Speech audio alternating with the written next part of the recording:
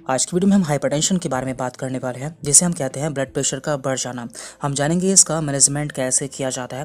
देखिए, नॉर्मली जो हमारा ब्लड प्रेशर होता है वो 120/80 mm मरकरी होता है, यानी कि जो हमारा सिस्टोलिक ब्लड प्रेशर या फिर ऊपर का ब्लड प्रेशर होता है वो 120 होता है, और जो हमारा नीचे का ब्लड प्रेशर या फिर डायस्टोलिक ब्लड प्रेशर होता है वो 80 mmHg होता है। तो ये हमारा नॉर्मल ब्लड प्रेशर होता है। तो हम कब कहते हैं कि हमें हाइपरटेंशन हो चुका है? देखिए, जब भी किसी का ब्लड प्रेशर ऊपर का 140 या फिर उससे ज़्यादा हो जाता है और नीचे का 90 या फिर उससे ज़्यादा हो जाता है तो उसे हाइपरटेंशन कहा जाता है। इसके अलावा यदि किसी का ब्लड प्रेशर 120/90 हो जाता है तब भी उसे हाइपरटेंशन कहा जाता है। इसका मतलब ये जरूरी नहीं है कि यदि आपका ब्लड प्रेशर ऊपर का बढ़ा हुआ है तभी आपको हाइपरटेंशन या फिर कहा जाएगा कि आपका ब्लड प्रेशर बढ़ा हुआ है। यदि आपका ऊपर का ब्लड प्रेशर नॉर्मल है यानी कि 120 है और नीचे का ब्लड प्रेशर बढ़ा हुआ है तब भी आपको हाइपरटेंशन हो सकता है। देखिए, हाइपरटेंशन दो टाइप का होता है। एक होता है प्राइमरी हाइपरटेंशन और एक होता है सेकेंडरी हाइपरटेंशन। जो प्राइमरी हाइपरटेंशन होता है ये मोस्ट कॉमन है, यानी कि मैक्सिमम लोगों में यही हाइपरटेंशन देखने को मिलता है और ये 95% लोगों में पाया जाता है। जबकि सेकेंडरी हाइपरटेंशन बहुत ही लेस कॉमन है और केवल 5% लोगों में ये देखने को मिलता है। जो प्राइमरी हाइपरटेंशन है उसका जो कोज है वो अननोन है, यानी कि इसका जो सही कारण है वो अभी तक हमें पता नहीं चला है। फिर भी इसके कुछ कारण इस प्रकार हैं, जैसे कि जेनेटिक, ओबेसिटी और हाई सॉल्ट इनटेक, यानी कि कभी कभी ये जेनेटिक होता है और ऐसे लोग जो कि मोटे होते हैं तो उनमें भी हो जाता है, या फिर जो ज़्यादा नमक खाते हैं तो उनमें भी प्राइमरी हाइपरटेंशन हो सकता है। अब बात करते हैं सेकेंडरी हाइपरटेंशन की। तो इसके कारण है ड्यू टू रीनल डिसीज़। यदि किसी को किडनी की समस्या या फिर किडनी की बीमारी होती है तो उसे सेकेंडरी हाइपरटेंशन हो सकता है।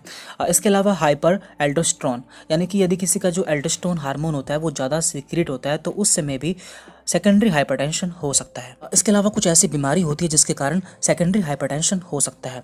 अब हम जान लेते हैं कि ऐसी कौन कौन सी मेडिसिन्स हैं जो कि हाइपरटेंशन या फिर ब्लड प्रेशर बढ़ जाने पर दी जाती है। तो पहले हम बात करेंगे इनकी मेडिसिन्स की और उसके बाद हम बात करेंगे ग्रेडिंग की, यानी कि कौन सी ग्रेड में कौन सी मेडिसिन दी जाती है। जब किसी का ब्लड प्रेशर बढ़ जाता है तो डॉक्टर्स द्वारा सबसे ज़्यादा ये 4 तरह की दवाएं दी जाती हैं। तो यहाँ पर 4 क्लास हैं जिनकी रेट्रिक है ABCD। A for ACE inhibitor, B for beta blocker, C for calcium channel blocker and D for diuretics. तो ये सभी मेडिसिन की क्लास है जिनके अंदर अलग अलग तरह की मेडिसिन आती है, तो उनके बारे में भी हम बात करेंगे। इनमें से ACE इनिबिटर और बीटा ब्लॉकर ऐसी दवाइयाँ हैं जो कि यंग पेशेंट्स में सबसे ज़्यादा इस्तेमाल की जाती है, यानी कि ऐसे लोग जो कि जवान होते हैं या फिर बच्चे होते हैं तो उनमें ये दवाई इस्तेमाल की जाती है। इसके अलावा calcium channel blocker and diuretics ऐसी दवाएं हैं जो कि ओल्ड पेशेंट्स या फिर बूढ़े लोगों में ज़्यादा इस्तेमाल की जाती है। अब हम इन मेडिसिन के बारे में बात कर लेते हैं जो कि सबसे ज़्यादा इस्तेमाल की जाती है। तो पहले हम बात करते हैं ACE इनिबिटर के बारे में।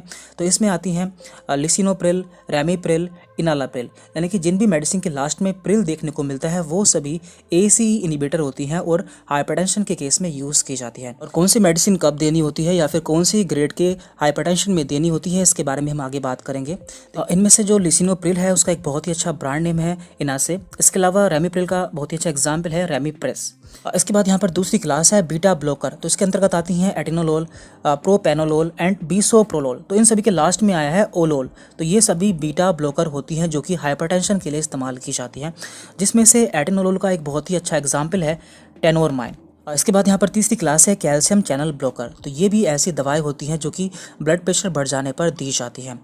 तो इसके एग्जाम्पल्स है एम्लोडिपाइन, निफेडिपाइन एंड निसोल्डिपाइन। तो इन सभी के लास्ट में आया है डिपाइन। तो जब भी आपको डिपाइन वर्ड देखने को मिलता है तो आप समझ सकते हैं कि ये कैल्शियम चैनल ब्लॉकर है जो कि हाइपरटेंशन के लिए इस्तेमाल की जाती है।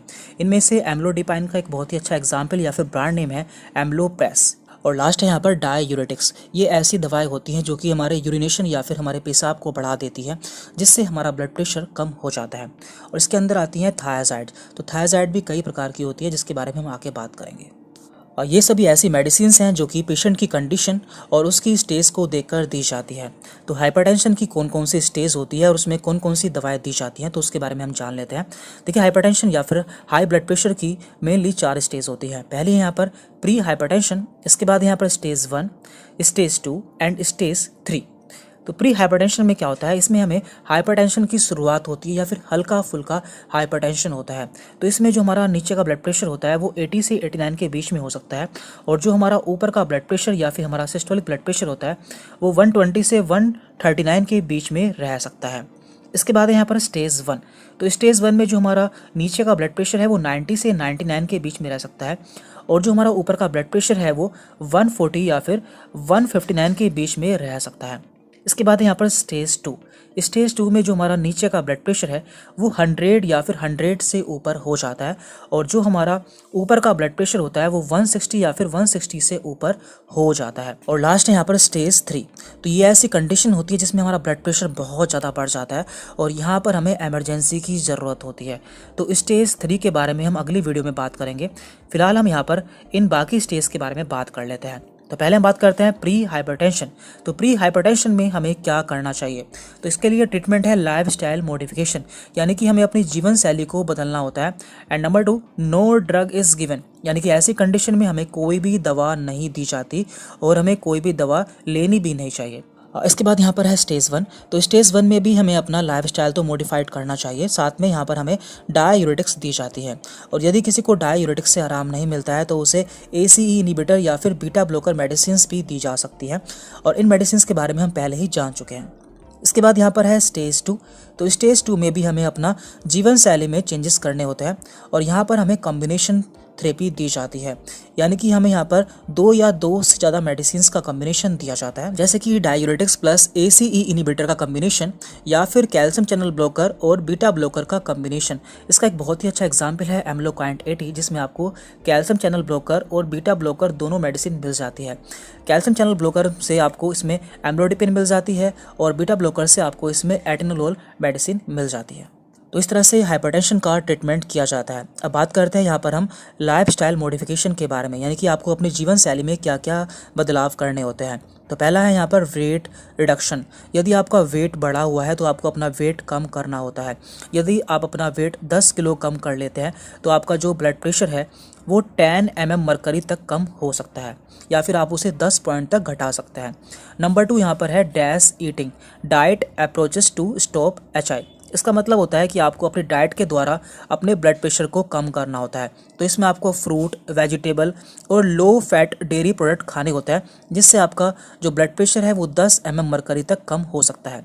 इसके बाद यहाँ पर थर्ड पॉइंट है सॉल्ट रेस्ट्रिक्शन, यानी कि आपको दिन में 6 ग्राम से ज़्यादा नमक इस्तेमाल नहीं करना है। और फोर्थ है यहाँ पर फिजिकली एक्टिविटी, और आपको कम से कम दिन में 30 मिनट फिजिकल एक्टिविटी या फिर एक्सरसाइज करनी है। तो यदि आप ये सभी चेंजेस अपनी लाइफ में कर लेते हैं तो आपका ब्लड प्रेशर काफ़ी नॉर्मल आ जाता है।